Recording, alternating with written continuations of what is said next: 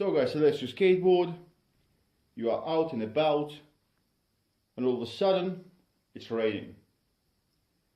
You don't really want to take the board out now, but you're stuck because you're already outside and you have to get home. But luckily you've listened to my advice and watched my videos and made yourself a kit that consists of the front mud guards and also the battery cover. So now let's see how long does it take to make your board ready for riding on a wet surface. Let's start with the mud guards.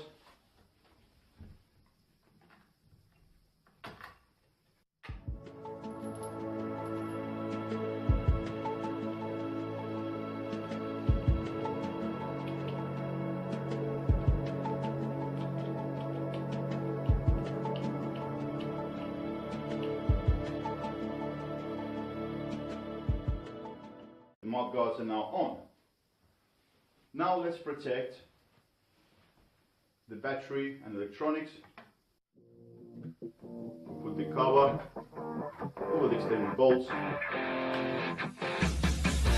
washers, and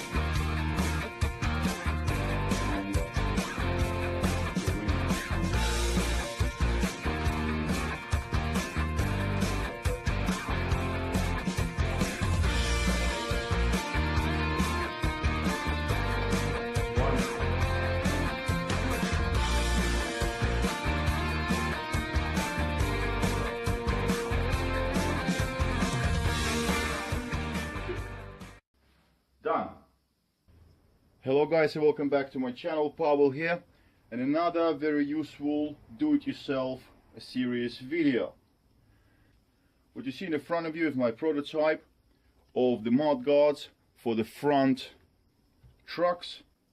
A detailed video on how to make this part and make it yourself is on a link below, so take a look if you wish to make one of these for yourself. I have upgraded the first version with two changes. There are two rubber washers here now at the bottom, exactly where the quick release fixings will go to.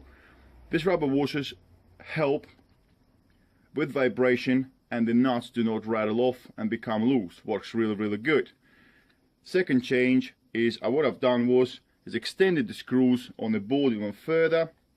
So what you can do, you can actually just install the mud guards very quickly using the plastic thumb screws. I would like to mention that the electric skateboards are not meant to be ridden in really wet conditions. It does vary from manufacturer to manufacturer. This particular board is Flex E-board by Slick Revolution, carbon fiber edition. Absolutely gorgeous board, and I do like it a lot. It does state in the owner's manual not to use this board on any extreme wet conditions, which is correct. But my personal opinion is, if you are sensible, I think you can push that just a little bit and ride the board in a slight wet conditions, as long as you have certain things in place. Very importantly to remember guys, if you use your board in wet conditions, you have to pay attention at the bearings on your wheels. You have to clean them, maintain them, oil them, to stop them bearings to seize up on you if you are riding the board. You will not be a happy bunny if the bearings seize up and all of a sudden one of the wheels locks on you. So please ride the board in wet conditions under your own risk. I do so, but I clean my board straight after I used it. I dry it up, and I do always look after the bearings. I clean them very regularly, and I oil them up as well. Flex E-board, like many other boards on the market, has a battery which is separate from the speed controller. So what you do have is you do have a joint between them two. That joint is not water sealed, it's not watertight, so any water that's been sprayed by the wheels and end up on the bottom of the board will eventually get inside and electronic components inside the battery case will get wet.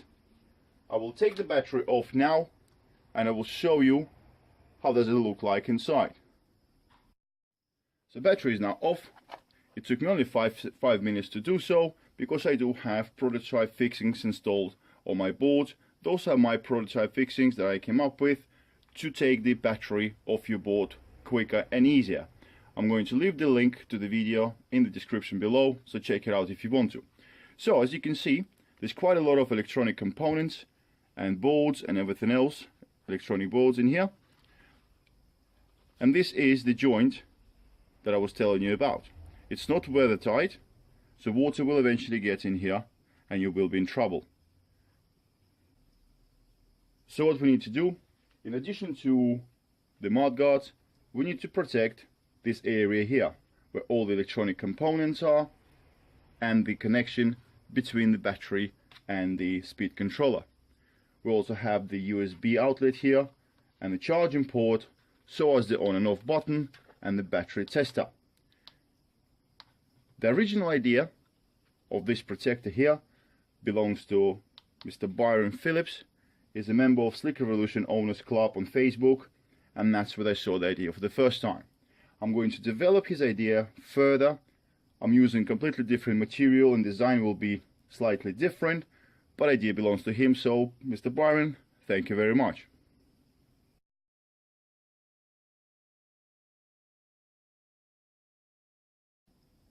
In order to make this part, you will require exactly the same material as I was using to make the front mudguards. It's a carbon fiber imitation plastic sheet, 2.5mm thick, and it's awesome because it's going to match exactly with the mudguards. It will look nice with the carbon deck and with the carbon wrap on the motors.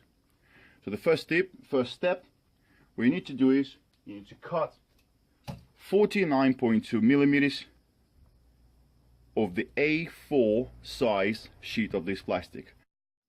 I'm going to use a jigsaw with a blade that has very fine teeth to cut this strip of the A4 sheet.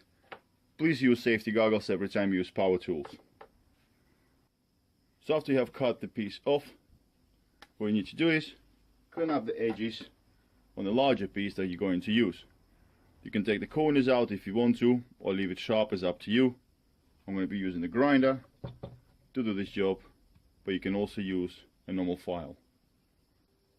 So I have cleaned up the edges and they're nice and smooth now, and I also rounded off the corners. So now we got ourselves a carbon fiber imitation piece of plastic, the width we require.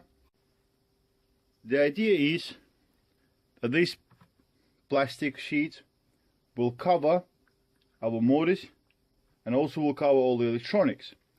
So at this moment this sheet is nice and straight, and it's not good for us because it needs to have some curve to it.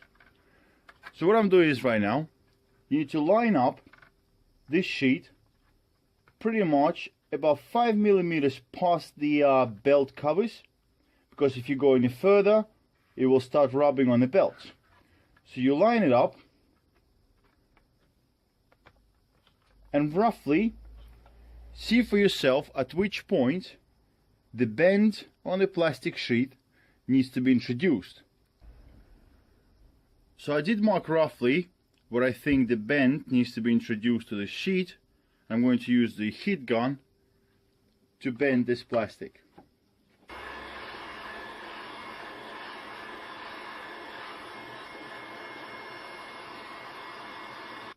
Guys, this is not necessary, but I want to go a bit more fancy.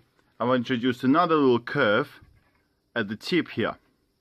So now what's going to happen is, if you watch carefully, this plastic sheet goes right over the motors, just like so, and takes the shape nicely. Without the second bend, it's still fine, no issue whatsoever. If you want, you can do it or keep it straight. The next step is to line up the plastic and the curve exactly how you want it. Make sure it's nice and parallel to the board and mark up exactly where your screws are. Next thing to do is drill two 5mm holes in this plate. The cover plate now has a nice shape to it, beautiful carbon imitation finish. The holes are drilled and do line up. What we need to do now is extend these two screws here so you can actually fix this plate to the board. What you guys see here, as I mentioned before, is my prototype for quick release fixings. If you don't have them, that's fine. You can just take out the screws that we will require, which is the first row right here. You take the screws out, the original ones, and you will replace them with a 4mm threaded bar, just a section long enough to go past the battery and long enough to accommodate for the thickness of the plastic and the fixing that we're going to use. So the bolts are now extended, as you can see. I've got some rubber washers with self-adhesive just to kind of make it neat around the holes here and stop with and help with the vibration. And the way this part will go, straight over the extended bolts, and it's fixed. It's not finished product yet. We still got a couple of bits to do, but I wanted to show you guys is just in order to make this plate less rattly and in order to give it more water resistance right at the front edge here, I'm going to use 10mm by 10mm wide neoprene gasket. Same as being used on windows and doors. I'm going to install right across here just to give it a better seal. So guys, at this point I think I should show you what does the whole kit consist of, so you have a better understanding what parts you will need. As you can see, I have replaced the original bolt that was used to hold the battery down. Besides the fact I got my own fixings here, and the video is in the description below. I definitely recommend you to look at it, you have a better understanding what needs to be done. But back to what I was saying. So you got 4mm threaded rod that perfectly fits into the thread that's inside the deck. It does protrude far enough to fix the battery down first. So for that I got a spacer. I got a spacer that goes over the rod. After that I've got the thumb nut, which is part of my quick release for the battery system. Definitely take a look at the video link below. You'll understand exactly what it's all about. So at this particular moment, this is how you're going to have your board when you do not need the protection for the electronics. So the battery is fixed, no issue whatsoever. Comes the rain, you can use the quick release fixings on the front mud guards, put the mud guards on, then you take this piece here that we're still making, it's not finished yet, just wanted to cover the fixings. As you can see, I did install the neoprene gasket here at the front, so it makes it nice seal at the front here, at this edge. So you put this right over onto them extended bolts, just like that. Two washers, and then two butterfly nuts. I'm doing it with one hand because I am holding the camera, so it's a little bit more awkward than if I would have had both hands free.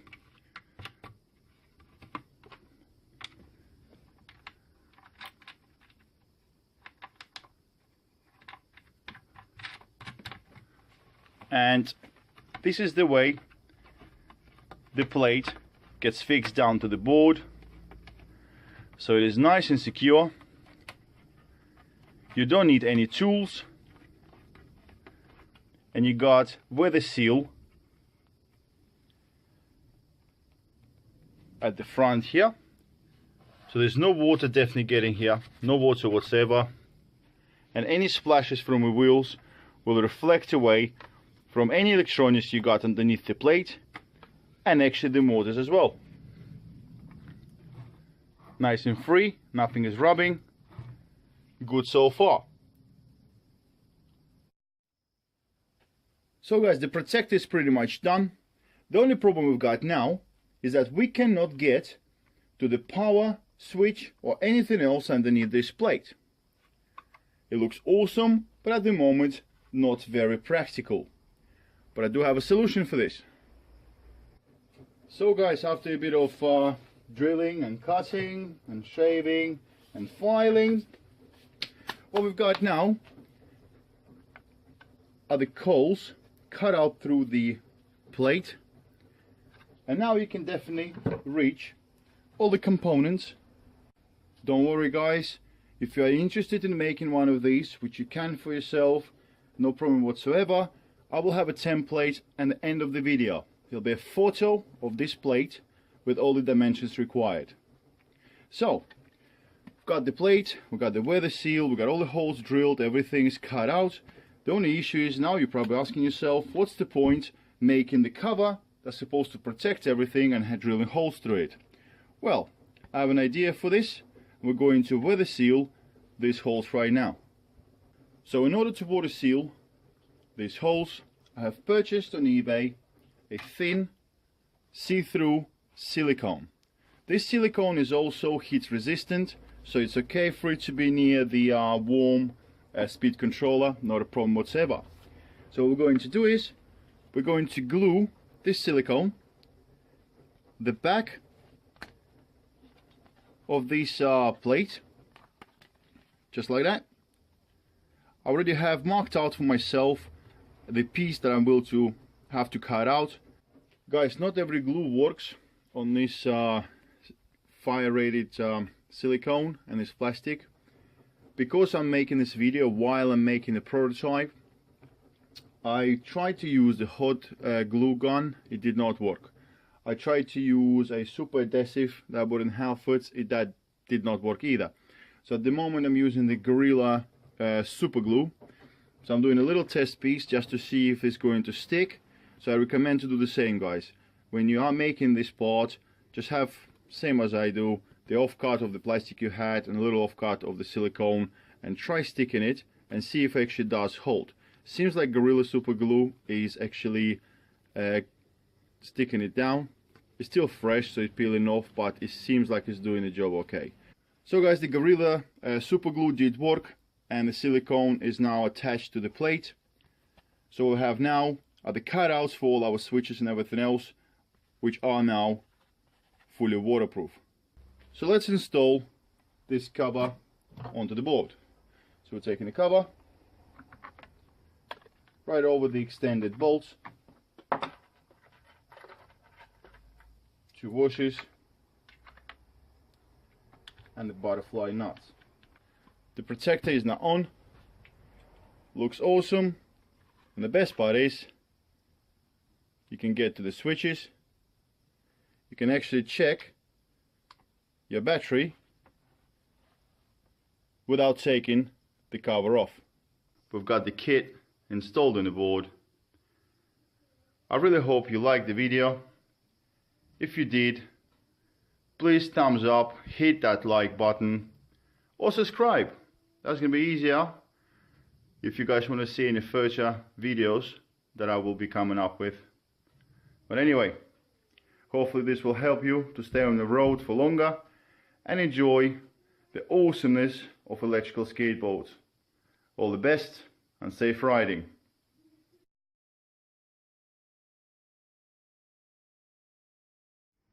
There is no better way to prove that the product actually does work than to take it outside and test it.